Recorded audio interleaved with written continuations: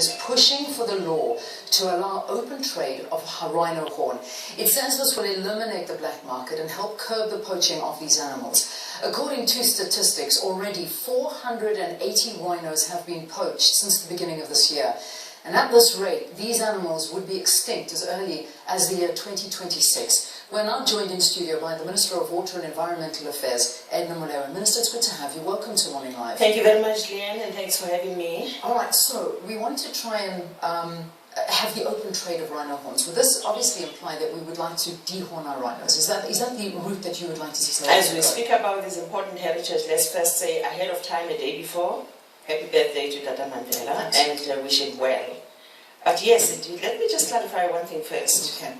We are not pushing for law. We are making a request for a mechanism to be adopted, which will allow us as South Africa, of course working with other ranked states. We will not be alone because there are just a number of African countries which are also ranked states breeding rhino. But once off sale.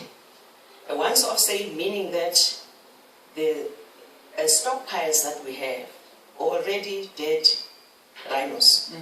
The horns are out there, just being stockpiled, tons and tons of those. People look for those horns and they are killing our animals. Yeah. So we're really thinking that as we're easing off and trying to really battle around this whole issue, because it's actually right now difficult to convince them immediately and quickly, Leanne, that this thing that you think this rhino horn does to you doesn't really quite happen. Yeah.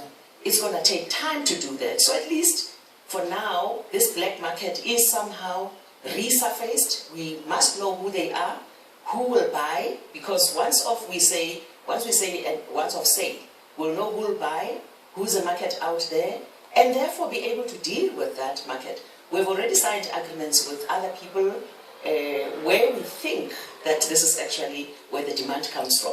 To say, let's work with you in those countries. So then we work with authorities in those countries to actually deal with this very, very serious problem. Why are we doing that, Leanne?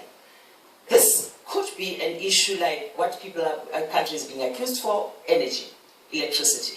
We are sitting here knowing very well that by 2026, we're nearing extinction of this important asset of our country and heritage of our country.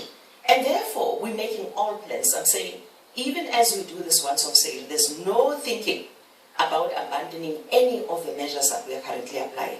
Law enforcement, introduction of new technologies, amendments of laws to close every and any loophole that's there, policing, army is there, everything. We'll continue doing that. All right, but it's clearly not working, Minister. When we look at numbers of 483, last year it was 668. It's fast approaching. We're in the middle of the year, just gone the middle of the year. So these measures in place, they just don't seem to be effective enough. We can't abandon them though. You can imagine if we were tomorrow to say the numbers that we've increased with, about 500 or so, 600 or so of the new ranger community that we are to be introducing. We've already started with some, increasing that, pumping more money for them to walk around in that big Kruger National Park and all over throughout the country. If we didn't have a South African National Defence Force at the border between us and Mozambique, what could have happened? Probably would be sitting on over 1,000. Yeah. So I'm saying those measures are, we believe, somehow also helping even now. But yes, we don't think that we should do the same thing every day.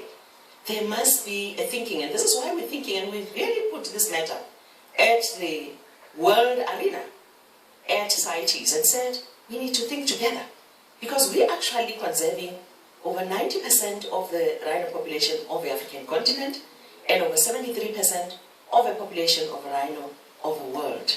If it gets extinct, that rhino gets extinct, on our watch, it means the whole world will not have that. And therefore, we have actually conducted a study, a very huge investigation for our whole year long, through our Rhino issue manager last year, looking at solutions. This is not the trade, it's not the only proposed solutions. There's also, dehorning proposed. Yeah, no, but we said that let's not do dehorning. We'll come to that part. Yeah. But there are other issues that we spoke about in the Rhino Issue Manager report, by the way, which will be discussed on the 24th in the meeting of the country where we're meeting many other stakeholders. So we said also, amongst others, we should look at multiplying and breeding rhino, talking to other range states, getting more farms, particularly for the communities that have never even got into this kind of operation. Yeah. Because it is on its own a tourist market, what can be used in a tourist market.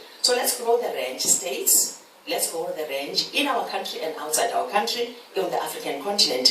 That's what some of the issues are being spoken about. Let's actually have a fund. That's one of the things that I said, to actually manage this whole growth and as well as fighting rhino poaching. So there are several measures that are proposed in the RIM report. Amongst them is what you wanted us to talk about, Yeah. which will raise obviously. Is the dehorning issue? We're running out of time. I'm looking at my floor manager here now. So, but just very quickly, dehorning, is it on the cards? Is it something that could possibly be done? Leanne, dehorning is happening right now, as we speak. Yeah. There are people who are in operations who are actually dehorning their rhinos. Yeah. But we actually had a separate study that was conducted. Dehorning is a possibility, but we say it's not quite a prohibitive measure for those who want to steal rhino. Because when they pounce at night, they don't start by looking at the horn and saying it doesn't have a horn.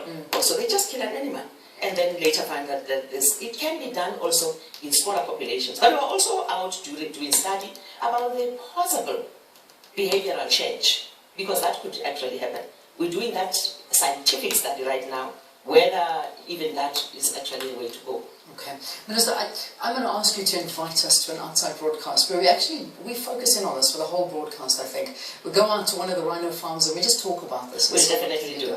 Definitely. It's important to do that. We took a whole media contingent to the Kruger National Park. Yeah. I'm sure those who have been here will tell you about the experience. Excellent. Well, I think we need to do that as a program as well, just to inform viewers out there as to what's being done, what more can be done, because I think there are so many viewers that are very worried about the situation. Thank you for joining us. Thank you very much. Minister Edna Molewa for Water and Environmental Affairs here in South Africa. Let's take a break. After this, we'll be talking about Savings Month. Stay tuned.